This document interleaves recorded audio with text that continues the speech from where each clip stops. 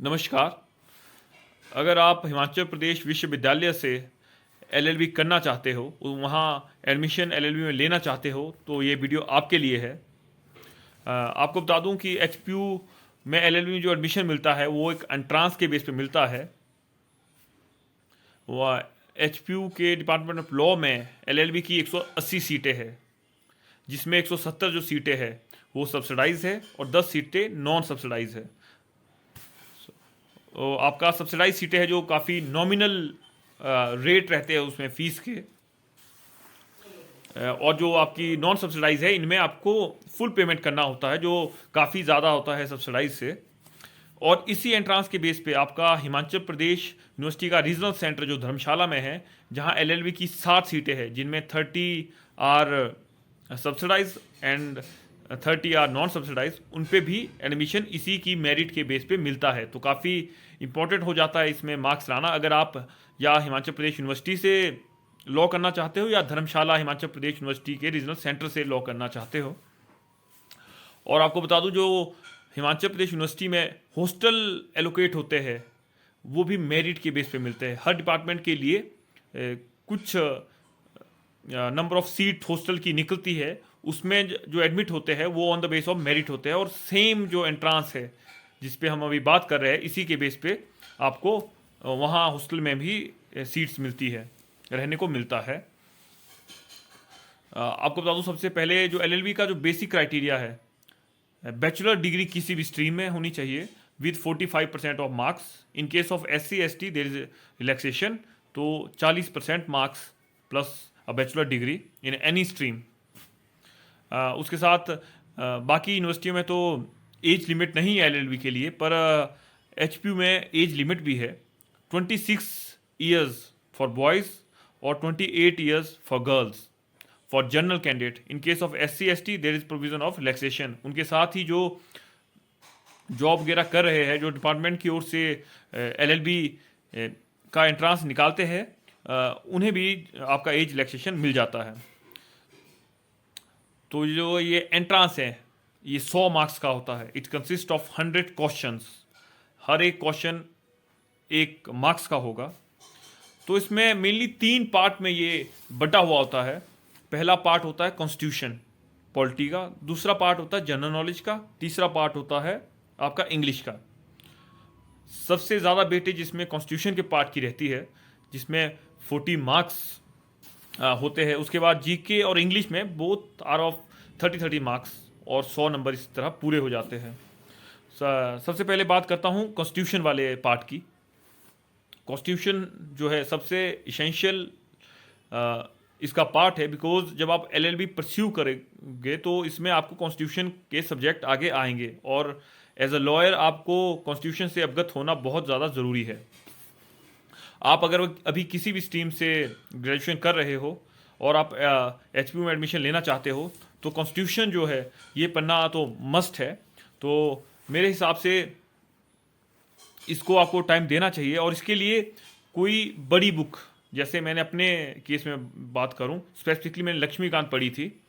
अगर आपके पास टाइम है तब आप इस बुक को पढ़ सकते हो, या डीडी बासु जैसी बुक्स पढ़ सकते हो, अगर आपको सही से संविधान को जानना है, सही से कॉन्स्टिट्यूशन वाले इस पार्ट को जानना है, अगर आपको इसमें अच्छे मार्क्स लेने इस वाले पोर्शन में। इसके अलावा अगर आपको ऐसा लगता है कि आपके पास समय कम है, इन दैट केस कोई भी जो जनरल नॉलेज की बुक है उसमें जो पॉलिटी वाला पोर्शन है आपको वो अच्छे से करना है, प्लस जो यूट्यूब वगैरह पे वीडियोस वगैरह है उनको एज अ सप्लीमेंट यूज़ करना है। अगर आप कोई जीके की कोई बुक ले रहे हो, उसमें से पॉलिटी का पोर्शन ले रहे हो, तो यूट्यूब वीडियोस सप्लीमेंट करनी है उन टॉपिक्स को समझने के लिए। अच्छा ये रहेगा कि आप स्पेसिफिकली कोई बड़ी बुक पढ़े अगर समय है, बिकॉज ये आगे चल के आपको हेल्पफुल होने वाला है। तो कॉन्स्टिट्यूशन के लिए मैंने आपको बता दिया, या तो आप एक बड़ी बुक पकड़िए अगर आपका समय है, अगर आपका समय नहीं है तो जीके की कोई भी बुक, उसमें पॉलिटी वाला पोर्शन अच्छे से कीजिए, प्लस यूट्यूब वीडियोस का इस्तेमाल कीजिए उसे सप्लीमेंट करने के लिए, सही से समझने के लिए। उसके साथ जब आप पढ़ते हो तो उसके साथ आपको MCQ वगैरह का जो है उससे देखते रहना है, क्योंकि एग्ज़ाम जो है MCQ फॉर्म में आता है, तो इसलिए आपको थोड़ा इससे अवगत होना ज़रूरी है। जो उसका सेकंड पार्ट आता है वो आता है जीके का, और जीके के जो क्वेश्चन आते हैं कुछ सालों से देखा जा रहा है, इसमें 30 क्वेश्चन जीके के आ रहे हैं। जीके में इसमें history, geography, economy, general science, computer के क्वेश्चंस आ रहे हैं। जैसे इंपॉर्टेंट डेज जो है कि नेवी डे कब होता है, कोई जयंती कब है किसी बड़े पुरुष की, स्पोर्ट्स के जो अवार्ड्स होते हैं जैसे द्रोणाचार्य अवार्ड हो गया, उसके अलावा आपके जो फिल्म फेयर अवार्ड वगैरह, जो नेशनल अवार्ड जो बेसिकली है वो भी आते हैं। तो इसके साथ आपको बता दूं, इसमें हिमाचल जीके का भी कुछ पोर्शन आता है और आपका करंट अफेयर हो गया जिसकी बात हो रही है।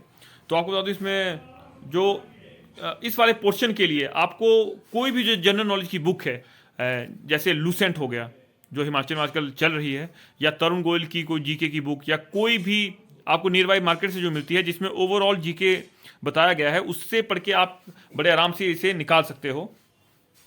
और जनरल साइंस में भी आपको ध्यान देना है, इसमें विटामिन से रिगार्डिंग क्वेश्चंस आते हैं। उसके साथ आप बात करें विटामिन के अलावा बात करें जैसे आपका बैक्टीरिया से कौन सी बीमारियां होती है, वायरसेस से कौन सी बीमारियां होती है, इस तरह के क्वेश्चंस आते हैं। फ्रीक्वेंसी, रेडियो फ्रीक्वेंसी वगैरह के रिगार्डिंग में इसमें क्वेश्चंस आते हैं। काफ़ी बेसिक आता है, कंप्यूटर से भी पक्का ही क्वेश्चन आते हैं। तो इसके लिए मैंने आपको बता दिया, कोई भी जीके की बुक जो आपको लगता है कि आपको जो मिल जाए, लूसेंट, तरुण गोयल या एबीसी बुक, उसको आपको पढ़ना है। और इस पर मैं कहता हूं कि आपको ज़्यादा डीपली जाने की ज़रूरत नहीं है, क्योंकि ये आपको एलएलबी में आगे चल के उतना हेल्पफुल तो नहीं होगा। अगर आप कॉम्पिटिटिव एग्जाम की तैयारियां कर रहे हैं तो तब आपको इस पोर्शन पे अच्छे से फोकस करना चाहिए। आपको बता दूं, इसमें हिमाचल से जो क्वेश्चन आते हैं इसके लिए मुझे नहीं लगता आपको बुक लेने की जरूरत है। हिमाचल के 2 या 3 क्वेश्चन आते हैं ज़्यादा से ज़्यादा, जो कुछ सालों में ये पैटर्न देखा गया है। तो इसलिए मैं आपको कहता हूँ कि आपको अगर सिर्फ लॉ के एंट्रांस के लिए बात करें, कोई बुक लेने की जरूरत नहीं है। हाँ, अगर आप कॉम्पिटिटिव एग्जाम की तैयारी भी कर रहे हैं साथ में, तो आप जोक्टा या हिमाचल दर्पण जैसी कोई भी बुक जो पढ़ते हैं उसमें से ही इसमें क्वेश्चन पढ़ते हैं। करंट अफेयर में आपका जो अपॉइंटमेंट्स चल रही है या कोई समिट्स हो रही है, कोई अवार्ड मिल रहा है, उसमें से क्वेश्चन पढ़ते हैं, वो 1 या 2 क्वेश्चन पढ़ते हैं। मेनली इसमें history, economy, general science, computer, geography का पोर्शन रहता है, जो आप बड़े आसानी से जनरल नॉलेज की जो बुक मैंने कही, लूसेंट या फिर तरुण गोयल या कोई भी पब्लिशर जो आपको नियरबाई मिल जाए, हो जाएगा। तो इसके बाद बात करें थर्ड पोर्शन की, English. That is also very important for this entrance. English के इसमें 30 क्वेश्चंस आते हैं और जो मेनली है सारा इंग्लिश ग्रामर आता है। जैसे आपका इडियम्स हो गए, प्रेपोजिशन हो गए, टेंस होंगे, नरेशंस हो गई, आपका वन वर्ड सब्स्टिट्यूट, एंटोनियम, सिनोनियम वगैरह हो गए, वैसे वैसे जो बेसिक जो आते हैं। इसके लिए मैं आपको कहता हूँ, एक बुक आती है 9th 10th ग्रामर की, आप किसी भी बोर्ड की ले लीजिए। 9th 10th ग्रामर की बुक अगर आप अच्छे से करते हैं तो ये पोर्शन आपका काफ़ी हद तक हो जाता है। अगर इसमें आपको अच्छा स्कोर करना है तो हो सकता है थोड़ी आपको इसमें मेहनत करनी पड़ सके। ये बेसिकली मैंने आपको बताया, 3 पार्ट्स बताए कि किसके लिए आपको क्या सोर्स यूज़ करने चाहिए। आप इसमें ये भी कर सकते हो, अगर आपका बहुत से लड़कों के जो है इंग्लिश कमज़ोर होती है तो वो ये भी कर सकते हैं, इसमें कॉन्स्टिट्यूशन प्लस जो जीके है इसमें ज़्यादा फोकस कर सकते हैं। और अगर जिसकी इंग्लिश स्ट्रॉन्ग है तो वो इंग्लिश प्लस कॉन्स्टिट्यूशन पे ज़्यादा फोकस कर सकते हैं। अगर उन्हें बस कट ऑफ से ऊपर आना है, यानी उन्हें बस एडमिशन लेना है, इन केस कि उन्हें हॉस्टल वगैरह चाहिए तो उन्हें मेरिट में आना पड़ेगा। सो आपको बता दूं, इसमें जो कॉन्स्टिट्यूशन का एक ऐसा पार्ट है जो मैंने आपको पहले बताया, इसको आप छोड़ नहीं सकते, क्योंकि जब आप लॉ परस्यू करोगे तो ये एक बेसिक नीड हो जाती है कि आपको इंडियन कॉन्स्टिट्यूशन के बारे में कुछ ना कुछ पता हो, आगे चल के आपको आसानी रहेगी। ये मैंने आपको जो बताया तो मुझे लगता है काफ़ी इनफ है अगर आप इस एंट्रांस को क्रैक करना चाहते हो।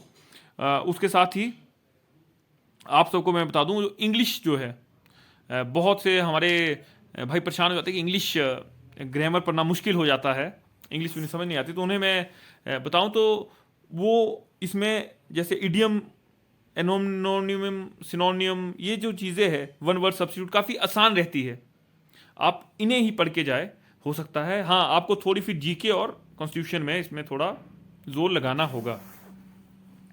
और जो इसमें जीके वाला पार्ट है इसमें बहुत वास्ट है। सो आपको मैं कहता हूँ ज़्यादा डीप जाने की ज़रूरत नहीं है, बस आपको थोड़ा थोड़ा जो मेन देखना है इम्पोर्टेंट डेट्स याद करने की कोशिश करनी है। सबसे ज़्यादा जो इसमें स्कोरिंग रहता है मेनली कॉन्स्टिट्यूशन का पार्ट रहता है जो इसे अच्छे से समझता है। तो इसलिए मैं ये कह रहा हूँ कि अगर आपका समय है तो प्लीज़ इसको थॉरली पढ़िएगा कॉन्स्टिट्यूशन को। अगर समय नहीं है तो जीके की जो बुक जो आप सेकंड पार्ट के लिए प्रेफर करोगे उसमें से ही आपने पॉलिटी वाला पोर्शन पढ़ना है, प्लस यूट्यूब की वीडियो से उसको अच्छे से समझना है। और यहाँ पर एडमिशन लेना आसान होता है क्योंकि सीटें काफ़ी है, पर अगर आपको हॉस्टल चाहिए तो थोड़ा आपको मार्क्स लाने पड़ेंगे। So thank you, this is from my side. ये मेरा पर्सनल एक्सपीरियंस है क्योंकि मैंने भी अभी लॉ परस्यू कर रहा हूँ HPU से। मैंने पिछले साल एंट्रांस दिया था और ये जो मैंने आपको अपनी स्ट्रेटजी बताई, ये जो मैंने पार्ट्स का ये बताया कि 40 मार्क्स का इसमें कॉन्स्टिट्यूशन से आ रहे हैं, जीके के 30 मार्क्स का हो रहा है, 30 मार्क्स इंग्लिश का हो रहा है। ये मैं 2-3 साल के जो क्वेश्चन पेपर का एनालिसिस किया तब मुझे लग रहा है। हो सकता है कि इसमें कोई पैटर्न चेंज हो, तो उसमें आपको जो नोटिफिकेशन HPU की आती है तो पहले ही बता दिया जाता है कि क्या सिलेबस रहेगा। अभी 2023 की जो नोटिफिकेशन आने में समय है, तो ये वीडियो मैंने पहले ही बना दिया ताकि जो मेरे साथी अभी कॉलेजों में है या घर में है वो अभी से तैयारी करना शुरू कर दे और मेन फोकस अपना कॉन्स्टिट्यूशन पे रखे। और इस एंट्रांस के लिए आपको बेस्ट ऑफ लक। जब इसकी नोटिफिकेशन आएगी, जनरली एग्ज़ाम मई में होता था पर ड्यू टू कोरोना 2-3 साल से इसका ऊपर नीचे चल रहा है। इस साल लग रहा है कि ये मई में कराया जाएगा। सो प्रिपरेशन स्टार्ट कर दे थोड़ी थोड़ी और best of luck. See you